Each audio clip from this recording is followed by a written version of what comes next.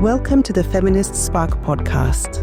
This is a podcast run by feminists in Kenya where we discuss feminism with an African lens. In this series, we will be analyzing gender-based violence, its causes, effects, and how we can work to eliminate it from our societies. Sit back, relax, and enjoy the conversation, and feel free to join in by liking, sharing, and leaving a comment.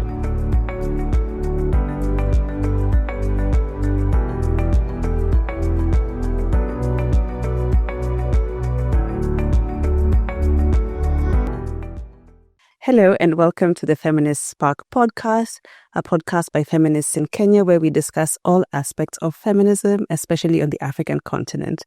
I am your host, Njahira, and today I am joined by Brenda Wambui. Welcome, Brenda. Thank you. Maybe you can begin by telling us a little bit about yourself, whatever you want to share with the people. Thank you. So I'm Brenda Wambui. I'm a feminist, a Kenyan feminist. I also work at the intersections of policy and governance and, technology.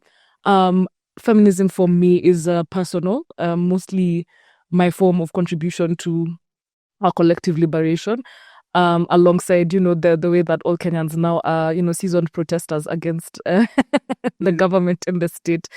So I currently am in the process of building a social policy lab, and this kind of work is something that contributes to the canon I'm building, basically.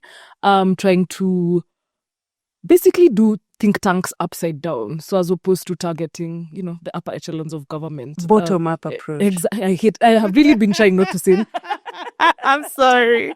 It really upsets me that, Ruto owns that, not owns, but in Kenya, weaponizes that statement. But trying to see whether there is a way of making policy or informing governance that starts from the citizenry.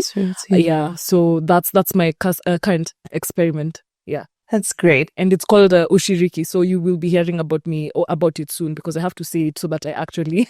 We've noted Ushiriki. Participation. That's beautiful.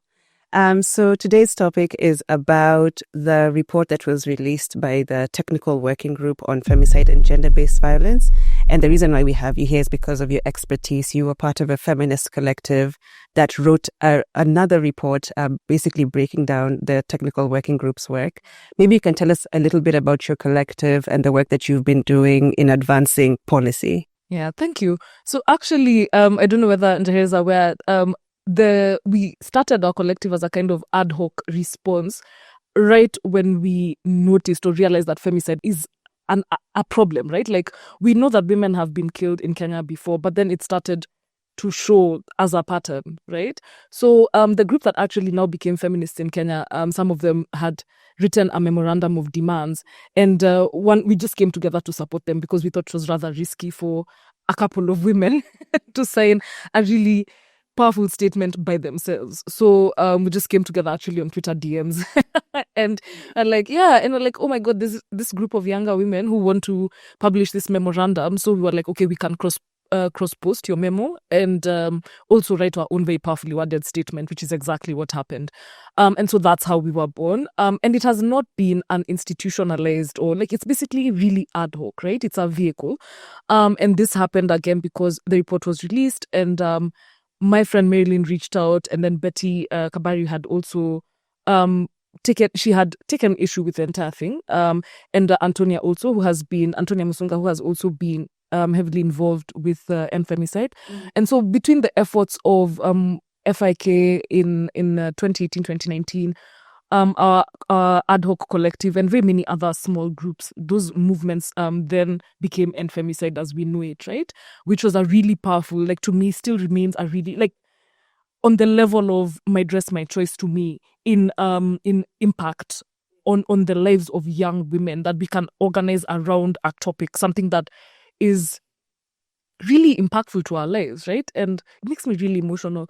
So for me, this is my quote unquote, because I I'd stepped away a bit because of being burnt out. I'd stepped away from really active work within the wider movement, but this was my more or less return because I work in policy, and I thought that document was it's mischief. The government's document, it's mischief. So I thought it would be really bad if it wasn't addressed, which is why this was really important for us to do. And over the process, or over the time, the period, the time span of a month, we basically analyzed and, co-wrote this document, and wanted to have it come out initially on International Women's Day, but then it turned out to be on a Sunday. And so we're like, okay, we're gonna wait for the Sunday to pass, and then on Monday there was a lot of institutional, messaging, and because we're just four of us, like, okay, let's have it come out the day after Let's wait a bit. Yeah, so release this on the 10th of March, and have had a very, like, even for me, it's been a new way of doing advocacy, because it's like, can I run a drip social media campaign by myself? And I've been doing it because, just packaging the bits of the report that do well on posters and sharing them on socials. Betty has been posting about them on about the report on TikTok. We recorded some voice notes and narrated basically the report for people who are more, who like hearing information. Put that on YouTube. And so just bringing together, that advocacy basically at the frontier. And we thought it would be unconscionable if we let the government's report sit unquestioned or unchallenged for a long amount of time. So we do what we can and reclaim the frame, because what they had done very powerfully was go around 47 counties in a way that only government can do that, or a really well-funded organization. So you're not going to beat them at the resources game, right? But then what we do have is, we are from the movement, we are of the movement, we understand what we are protesting against, and we can't allow the government to take control of the frame of the framing of femicide, given that just a few years ago they didn't think it was a big problem. Yeah, so that's the background of how we came together to do this. For the sake of posterity, I would like for you to paint a picture for us of basically how we came to have the report and the shadow report. The End Femicide movement, what was happening, what prompted the creation of a technical working group, what the working group was working on, what the report says, and why there needed to be a shadow report, essentially. The technical working group is very much a success of the End Femicide movement. To get a state as obstinate as Kenya to accept such a thing is a success to the people, all the leads, all the grassroots activists in all the towns, because and femicide is a thing that continues to take my breath away because of what it showed in terms of the possibilities for movements, right? I have just been in a permanent state of surprise and shock and optimism since End Femicide, because when you're early to things, right? So for me, I've been doing feminist activism and advocacy since I was a teenager, and then mostly online, and then I have been, yelled at more than the average person. And when we used to protest, at that time we used to go for protests, and we'd be like, the last time I told Marilyn, no, I forgot, in 2016, we had a protest that was called by Boni, and we were less than 50 of us, fewer rather than 50 of us in Tao, and we were chased, and then guys were closing their their shops. Yeah, the shutters. Yeah. So we were imagine you're less than 50, and it's Kenyan police chasing you across Tao, yeah? And so I remember, when I spoke to Maylene, and I was like, that is the last democracy protest I will ever attend. People can keep their democracy. And so since then, I hadn't gone for any protest, because after that, went to grad school, and life took a different path, stopped podcasting. We're discussing this with Njahira just before we started recording. And, life just went on, and I was like, yeah, that was that thing I was doing. And so, when I now came back to Kenya, and then I was like, oh, oh wow, people are taking this femicide, feminists are taking this femicide thing as seriously as we should. Yeah. And so the work started, and then it was, for once in my life, other people doing the work, and I was just so blown away, and I was just like, that's amazing. Continue. So then the protest happened in 2024 Jan, and I knew something different was afoot. So this is a success, right? And the End Femicide movement and all the chapters, everybody that participated, everybody that's been to the march, or any advocacy must claim this as a success, that the state has accepted that there is a problem. But then the nature of the acceptance is what we take issue with, right? So we claim the victory, and we say the victory belongs to the movement, it belongs to End Femicide, it belongs to the feminist movement in Kenya. But what the state has learned is what is shocking. They took the wrong lessons. They took the wrong lessons, right? And I think that's the thing I find the most devious thing about Ruto's government is that like they will capitalize. Yeah, they will see a thing and they'll be like that thing. Yeah. So the lessons that have been taken here are what we take issue with. And the fact that it basically reads, this is not a thing that would end femicide, right? Because one thing I like about our movement is that it states its goal in the name. Yeah, we want to end it, and hopefully one day we want to not have this movement anymore. At least for me, I want to know who wants to, be protesting in this way for the remainder of their life, right? So we want to end femicide, and so in that way, we want our movement to also, sunset, end, and we can say we want that victory. But then what this does is it entrenches. You know what I mean? It institutionalizes femicide response, yeah? Because it's like, we're going to have this massive... Why? Have you done all these other things that are required to prevent violence, right? And so in that sense, the Kenyan state is saying that violence is a given. Do you know how dangerous that is as a sentiment, right? So this report is one of the things that actually shows that they do not accept this in other reports. This report is actually when you because the problem with the limited lens that people take towards women's movements is that they can't see what it means for citizenship in general. And so that's one thing we try to really bring out. This is how it affects all of us, right? Like the entrenchment of surveillance. Do you know how the surveillance suggested by that document? We need to get right? into it. Yeah, to protect you. And it's like, that's the thing. It's for your own good. So there's also that paternalism. So it's a really paternalistic document. It suggests things, like it's also condescending in a sense. It thinks we're really silly because how are you going to set up all those forensic labs? Be so for real. Where are the finances? Where the finances? Yeah, where are you getting the money? And so when you look at it, it's like, yeah, then you ask yourself that, where are they getting the money? Oh, they plan to get the money from donors. The same donors that were giving PEPFAR money and then pulled out, right? The same donors that were funding malaria and then pulled out.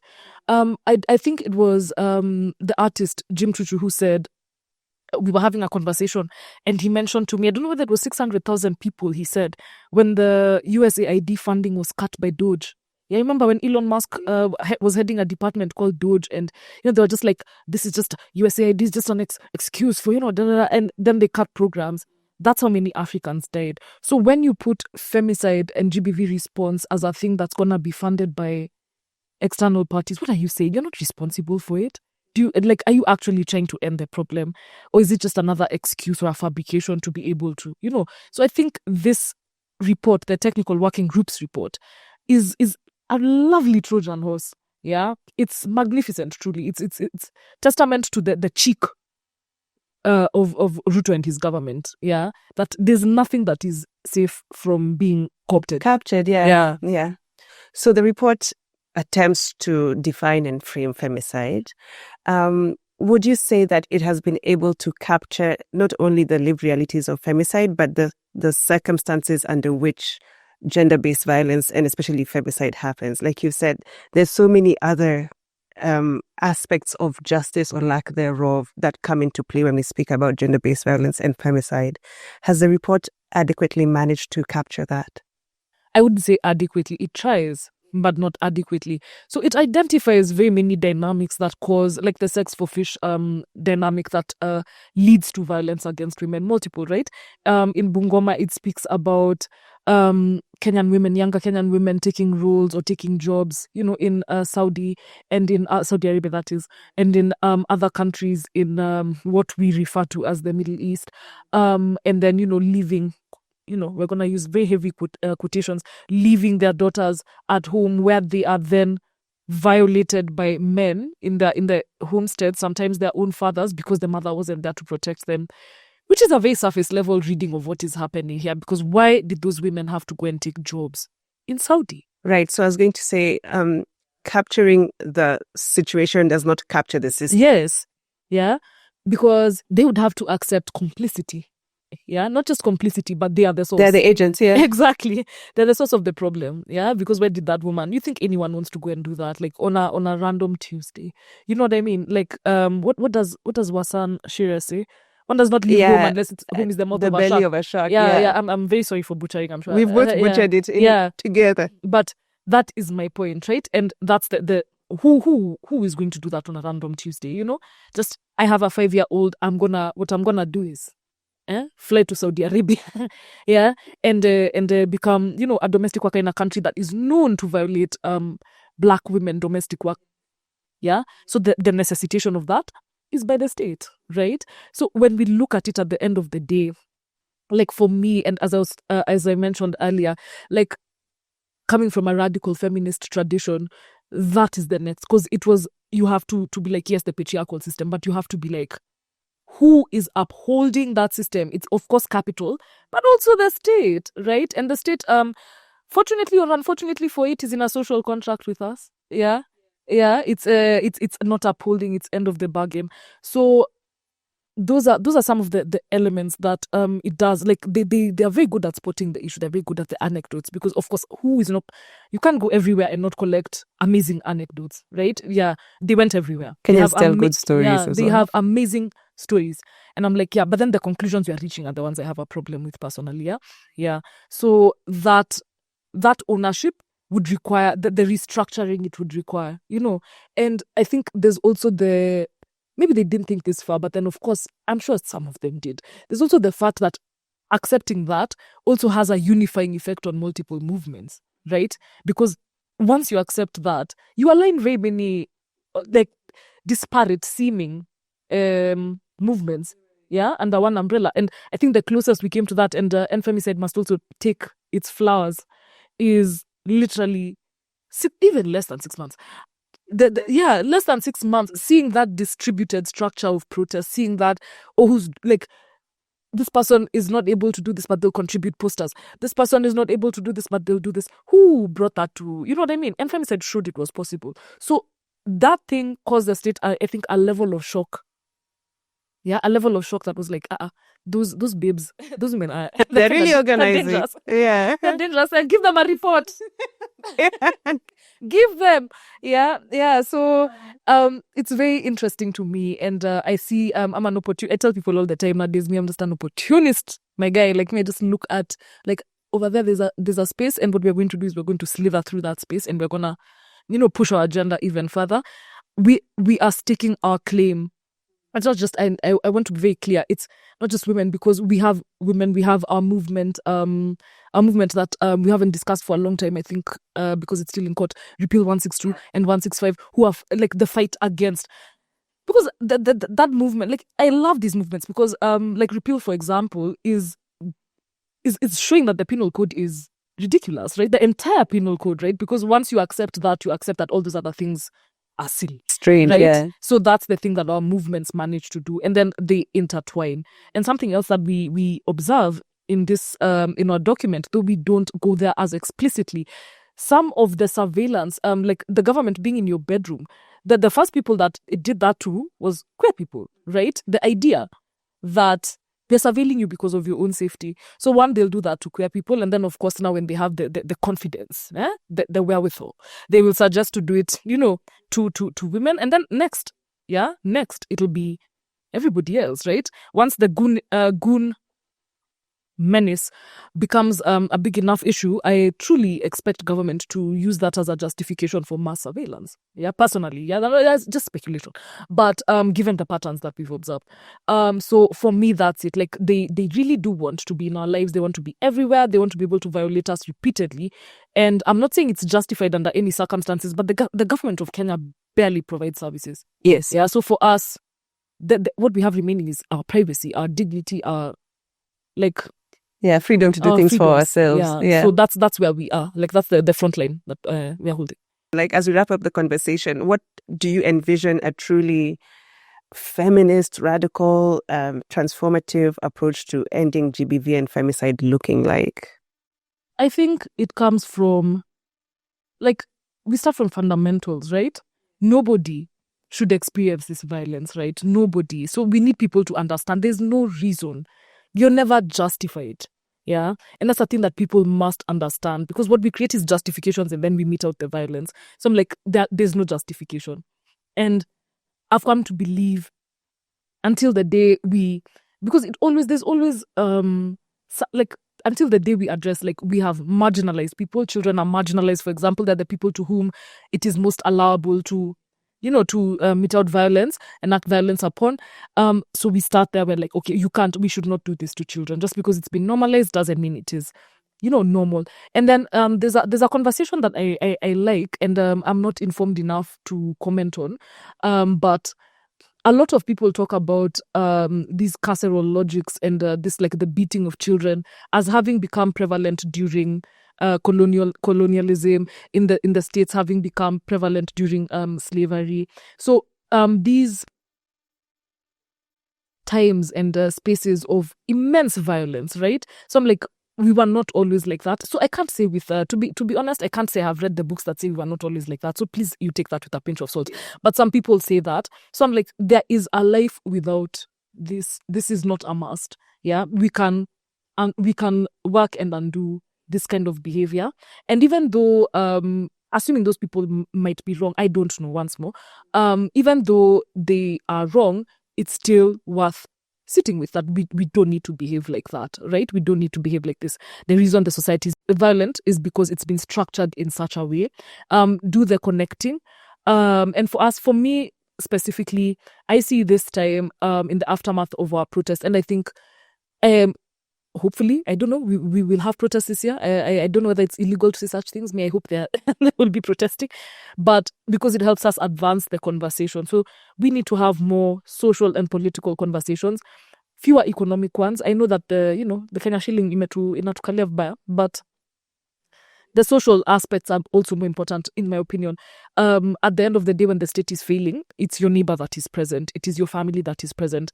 I just completed some research on gig work, and one of the ways that they survive in between gigs is friends and family and loans. You know what I mean? Like people supporting you and sending you money for food. That's, the social conversation. So it's the one that we must have. And unfortunately, it never ends. Yeah. So because the norms have to keep shifting, they have to keep changing. So for us, we hope that our shadow report informs it. One, takes back the framing and gives it back to the movement. Because for me, that is what I want. I want the control of femicide. The conversation on femicide is with the victims who are, and the people advocating against it. It cannot be the government that has abdicated its responsibilities that is going to tell us what to think about the topic. So to hand it back, yeah, and to continue the conversation from that. Like, I want to see the movement. I know that a lot of people they're exhausted. Yeah, it's exhausting work, right? A lot of us do other things and then movement work.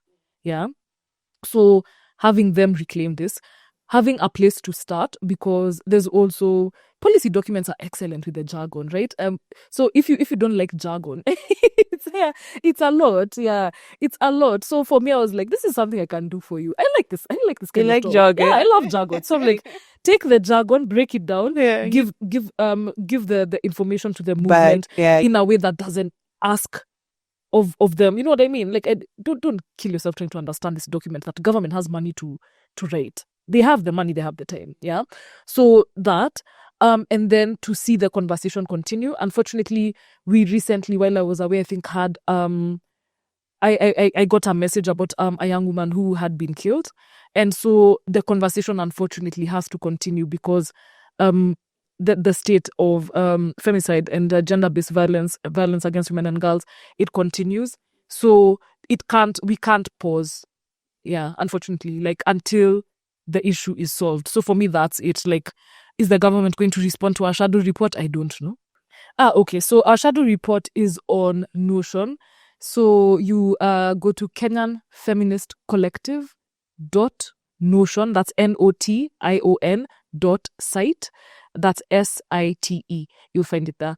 You can also just, Google the shadow report on gender-based violence, including femicide, by the Kenyan Feminist Collective. And it should be the first result on Google. You'd also find it on YouTube. We did some recordings if you search the same. Just reading the report out for those of you who prefer to listen to things. Yeah. Thank you so much, Brenda. We're so glad to have you on the podcast. Yeah, and looking forward to more conversations because, like you said, this is a never-ending topic. Let's see where the movement goes with this. Yeah. Yeah. And just to, aluta, guys. Like, I'm so sorry that I know it's tiresome. I've been tired before, but we have lumbar glucose, you say? Yeah, lumbar glucose tunaendelea, imagine we take a nap. I'm so sorry. But the struggle continues. We are within, you know what I mean? Like breathing distance the horizon of what we want, right? It really does seem bleak right now, but I have never been more optimistic.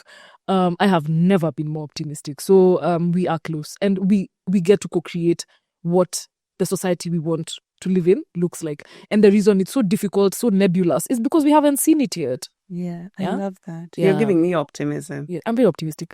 Thank you so much for watching this episode of the Feminist Spark podcast, and we'll see you on the next one. Bye. Say bye, Brenda. Bye. Thank you.